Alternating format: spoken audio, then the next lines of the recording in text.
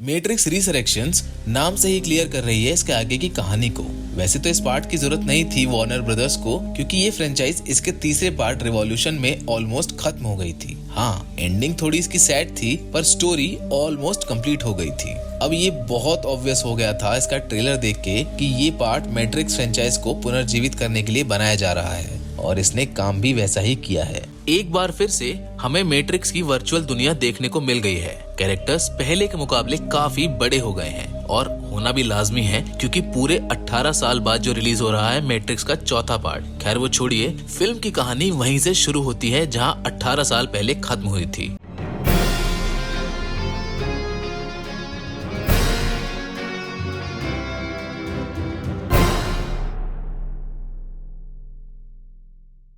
आज भी कुछ लोग मशीन से लड़ रहे हैं। वार्नर ब्रदर्स ने इसमें पुराने कैरेक्टर्स के साथ साथ नए कैरेक्टर्स को भी स्मार्टली इंट्रोड्यूस किया है। अब मैंने स्मार्टली इसलिए बोला क्योंकि फेसेस नए हैं लेकिन कैरेक्टर्स वही पुराने हैं। एक बार फिर से नियो उर्फ थॉमस एंडरसन अपने पुराने कोडिंग वाले काम को करते हुए दिखते हैं, और आप जानते हैं उसका बॉस कौन है? ये मेरे लिए सबसे बड़ा सरप्राइज था। एजेंट स्मिथ उसका बॉस है। एजेंट स्मिथ वैसे खुद को भगवान से कम नहीं समझता होगा, क्योंकि वो मरता ही नहीं है यार। अजीब धनिया है यार। मैट्रिक्स रिसरेक्शन में नियो और ट्रिनिटी की कहानी को आगे बढ़ाने की कोशिश करी गई है, जिसकी कोई जरूरत नहीं थी। मैट्रिक्स हमेशा से ही एक ऐसी एक्शन फिल्म के रूप में जानी गई है जिसने एक्शन की परिभाषा ही बदल दी थी। लेकिन मैट्रिक्स रिसरेक्शंस को अगर इसके पहले पार्ट से कंपेयर करा जाए तो शायद ये आपकी उम्मीदों पर खरी नहीं उतरेगी। पर शायद ये भी बोलना भी बहुत जल्दी होगा, क्योंकि वार्नर ब्रदर्स मैट्रिक्स वर्ल्ड को रिक्रिएट करना चाहते हैं। मैट्रिक्स रिसरेक्शन को बिल्कुल ही एक नए अंदाज में पेश करने की कोशिश की गई है, जिसमें उसकी वो पुरानी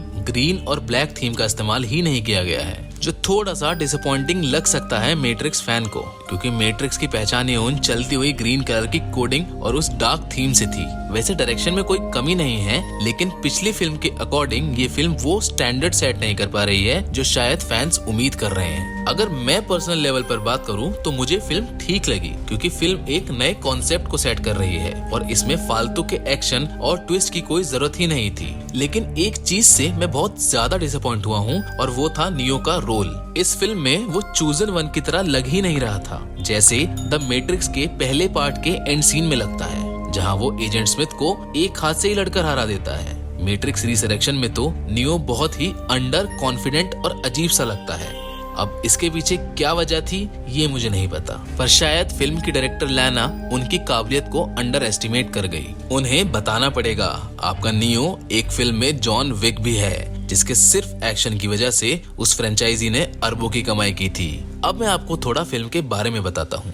मैट्रिक्स रिसरेक्शन में हमें थोड़ा अलग तरह का मैट्रिक्स दिखाया गया है। ये थोड़ा ज्यादा आइडियल लग रहा है पुराने मैट्रिक्स से। हम एक बार फिर से नियो को देखते हैं, जिसे शायद मशीन्स ने बचा लिया है। लेकिन इस फिल्म में दिखाया गया नियो पहली फिल्मों के मुताबिक काफी अलग है। वजह ये भी है क्योंकि वो अपनी सारी याददाश्त भूल चुका है। उसे याद ही नहीं है कि वो कौन है, और वो फिर से एक बार इसी मैट्रिक्स की दुनिया को असली दुनिया मानने लगा है। लेकिन उसे कभी कभी कुछ विजन्स दिखते हैं उसकी पिछली जिंदगी के, जिसकी वजह से वो एक थेरेपी ले रहा था। उसको वो विजन्स इसलिए आते थे क्योंकि नियो बहुत ही ज्यादा पावरफुल है, और मशीन्स चाहे उसे कितनी बार भी रिबूट कर ले, वो कहीं ना कहीं से किसी न किसी कोड को ऑल्टर कर ही देता था।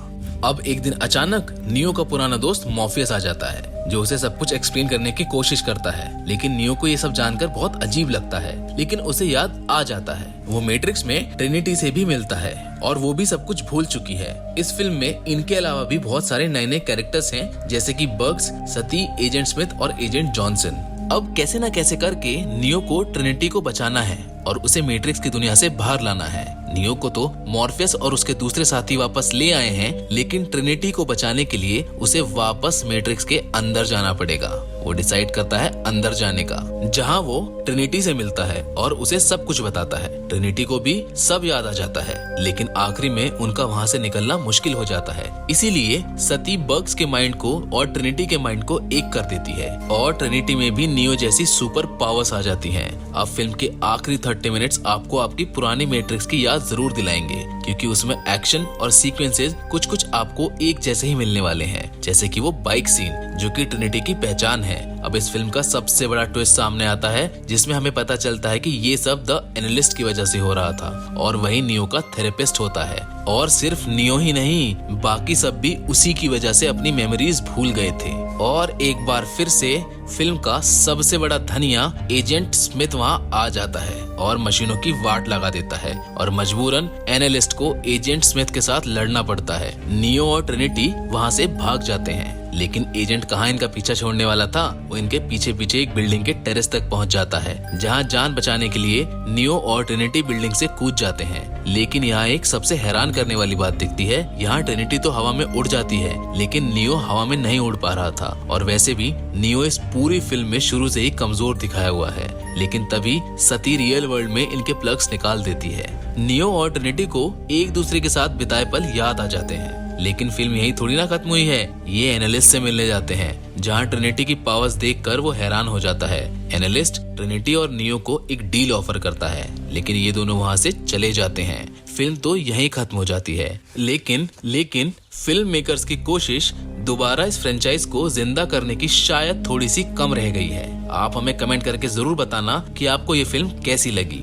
मैं अगर अपना पर्सनल बताऊं तो मैं मैट्रिक्स और कियानो रीव्स का फैन रह चुका हूं, इसलिए शायद हो सकता है कि मैंने इस फिल्म को पुराने फिल्म से ज्यादा कंपेयर किया हो। बाकी आज की वीडियो में तो बस इतना ही। It's wrap up time. अगर वीडियो आपको पसंद आई हो तो इसे लाइक और शेयर करना ना भूलें, और साथ ही में वो लाल बटन भी दबा दें ताकि हमारी कोई भी वीडियो आपसे मिस ना हो। मिलते हैं आपसे एक और नई वीडियो में, तब तक के लिए गुड बाय।